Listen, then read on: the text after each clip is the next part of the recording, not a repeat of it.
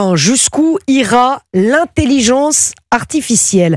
On en a déjà un aperçu et le résultat est très inquiétant. Je le disais, Antoine Bienvaux, vous êtes dans ce studio. Les derniers modèles aux États-Unis ne se contentent plus d'obéir aux ordres.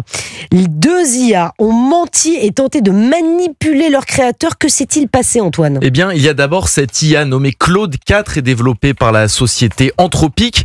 Alors que les ingénieurs menaçaient de la débrancher, l'intelligence artificielle a tout simplement fait du chantage à un ingénieur en le menaçant de divulguer une supposée liaison extra-conjugale. Un comportement presque humain, donc vicieux, qui n'étonne pas pour autant François Stéphan.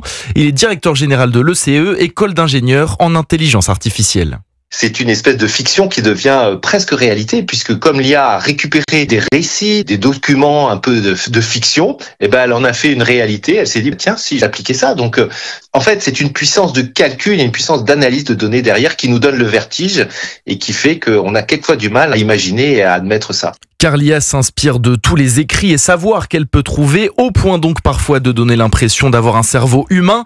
Autre exemple, chez un deuxième géant de l'IA, OpenAI, une intelligence artificielle a essayé de se télécharger sur des serveurs extérieurs sans l'autorisation des ingénieurs donc. Et une fois prise la main dans le sac, l'IA a tout simplement nié son comportement, un petit peu comme un enfant pris sur le fait.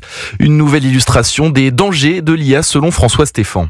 C'est des exemples qui doivent nous alerter, je pense. Les IA sont des outils extrêmement puissants qui peuvent apporter énormément à l'humanité, mais c'est un outil qui est tellement puissant qu'il peut être extrêmement dangereux. Et je pense qu'il faut effectivement se saisir et ne pas verser, dans le catastrophisme ni dans l'angélisme. Et pour vous dire à quel point l'IA peut être puissante, certains spécialistes américains proposent même de tenir l'intelligence artificielle légalement responsable de ses actes et ainsi d'être jugée comme les humains. Merci beaucoup, Antoine Bienvaux. Le plus inquiétant, c'est que le gouvernement de Donald Trump ne veut pas entendre parler de régulation et le Congrès pourrait bientôt interdire aux États d'encadrer l'intelligence artificielle. C'est ça qui est inquiétant. On se croirait dans un film, je pense à The Matrix par exemple.